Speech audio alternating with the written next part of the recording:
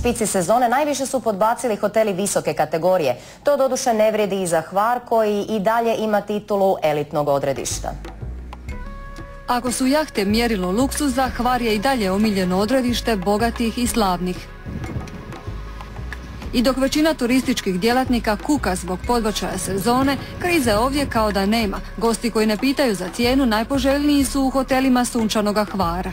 Ono što privlači celebritije je zapravo činjenica da uspijevaju sasvim spontano i opušteno, bez napada paparaca i bez velikog pobuđivanja pažnje javnosti uživati evo u blagodatima našeg najsunčanijeg otoka. Mislim da ima da se može naći nekakva privatna uvala ili smještajite, možda neće niko ni vidjeti, ni maltretirati, ni mučiti. Optužbama da skupoćom tjeraju prosječne goste u sunčanome Hvaru se ne zamaraju, a gradonačelnik Pjerino Bebić ljut je na novinare koji Hvar i ovo ljeto povezuju s paprenim cijenama. U Hvaru ima veliki raspon cijena, ništa manje nego u Splitu i Zagrebu. Nije preskupo, malo je skuplje nego u Splitu i Trogiru, ali u redu je.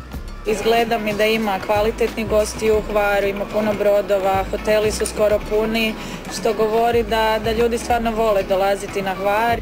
Koliko gosti stvarno vole Hvar i Hrvatsku znače se na jesen. U vrijeme recesije i ljubav je nešto drukčija. Više od poljubaca broje se euri.